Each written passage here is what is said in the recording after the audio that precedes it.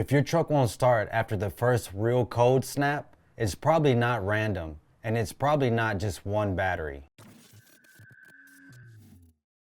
Heavy-duty diesel engines need massive cranking power to start, especially in cold weather.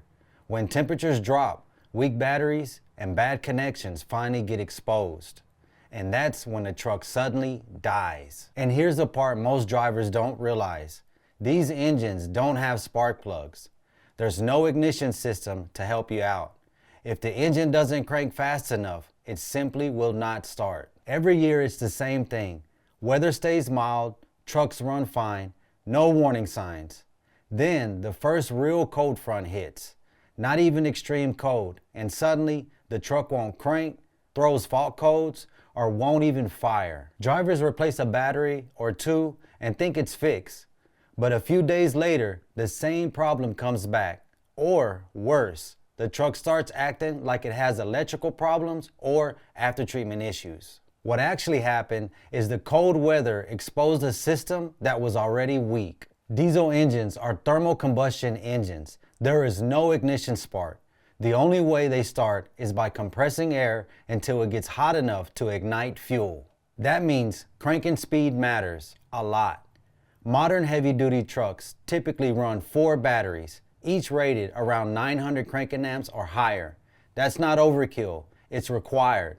The starter needs extremely high amperage to spin the engine fast enough to build heat in the cylinders. Here's what goes wrong. Batteries weaken over time, but still work in warm weather. Cold temperature reduces battery output dramatically. The engine cranks slower. Compression heat never reaches ignition temperature. The truck won't start or starts intermittently. And it's not just the batteries. Loose, corroded, or high-resistant battery connections are huge problems. Even one bad cable, terminal, or ground can drop voltage enough to slow cranking speed. When voltage drops, starters struggle, modules see unstable power, fault codes appear that aren't actually component failures. After-treatment systems start acting up. That's why replacing parts doesn't fix the issue. The system never had the power it needed to begin with. Cold weather doesn't cause the problem, it reveals it. Weak batteries, poor connections, and marginal cables can hide for months. As soon as temperatures drop, those weaknesses show up instantly. That's why trucks randomly fail at the first freeze. Nothing suddenly broke.